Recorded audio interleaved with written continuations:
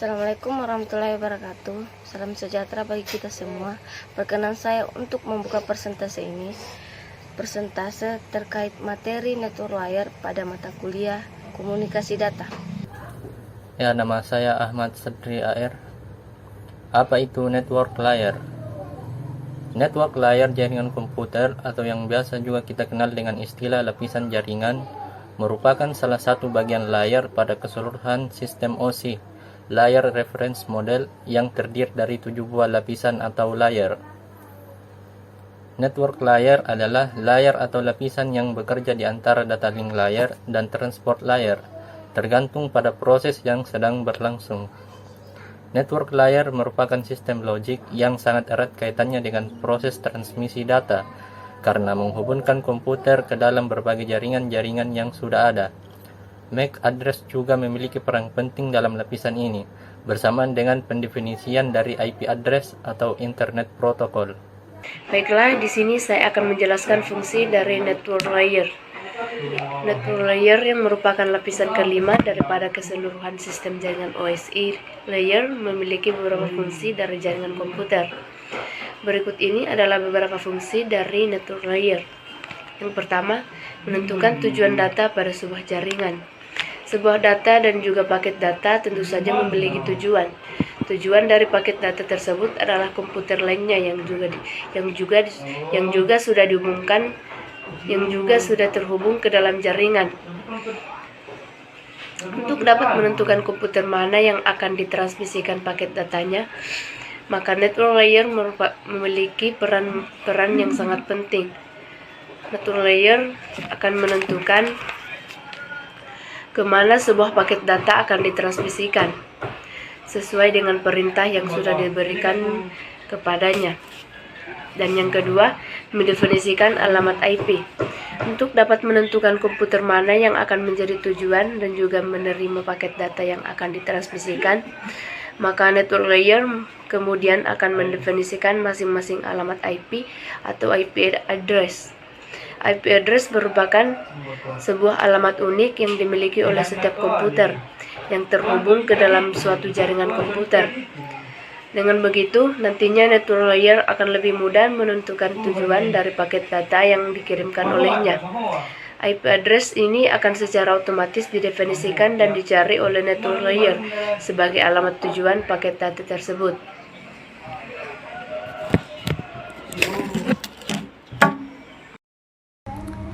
Membuat header pada paket-paket data yang ada.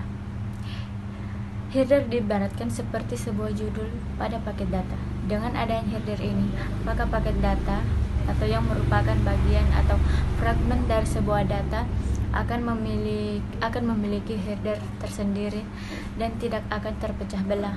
Misalnya, sebuah data bernama X akan dipecah ke dalam bentuk paket data dengan masing-masing header X1, X2, X3, dan sebagainya. Dengan adanya header ini, maka setiap paket data akan memiliki header yang sama, sehingga ketika nantinya paket data akan disatukan kembali menjadi sebuah data yang utuh. Paket data tersebut dapat disatukan kembali dengan mudah dan bisa terdeteksi apabila ada paket data yang hilang ataupun mengalami kerusakan. Melakukan proses routing. Proses routing merupakan pemberian rute dari sebuah paket data. Selain membantu mendefinisikan IP address, network layer juga memiliki fungsi yang sangat penting untuk meneruskan paket data yang sudah ada menuju penerimanya melalui rute-rute tertentu. Namun demikian, rute-rute tersebut sudah terlebih dahulu didefinisikan melalui apa yang kita kenal dengan nama tabel routing. Dengan demikian, tiap paket data akan dikirim ke alamat yang sudah didefinisikan sebelumnya, sehingga dapat mencegah terjadinya salah alamat. Baiklah, langsung saja di sini saya akan menjelaskan tentang perangkat keras yang berhubungan dan digunakan dalam network layer. Sama seperti lapisan logis lainnya, network layer merupakan lapisan yang tidak dapat dilihat atau diraba secara fisik, namun memiliki asosiasi dan keterkaitan kerja yang erat dengan perangkat perangkat keras jaringan komputer secara fisik. Salah satu perangkat keras yang bekerja dengan network layer adalah router.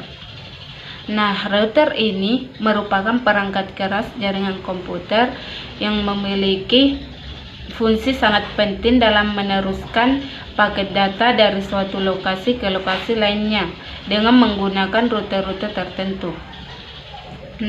Dengan router, kita juga mengenal istilah tabel routing, yaitu sebuah sistem tabel yang mirip seperti sistem peta atau sistem penjadwalan yang berisi jalur atau rute mana saja yang bisa dilewati oleh sebuah paket data.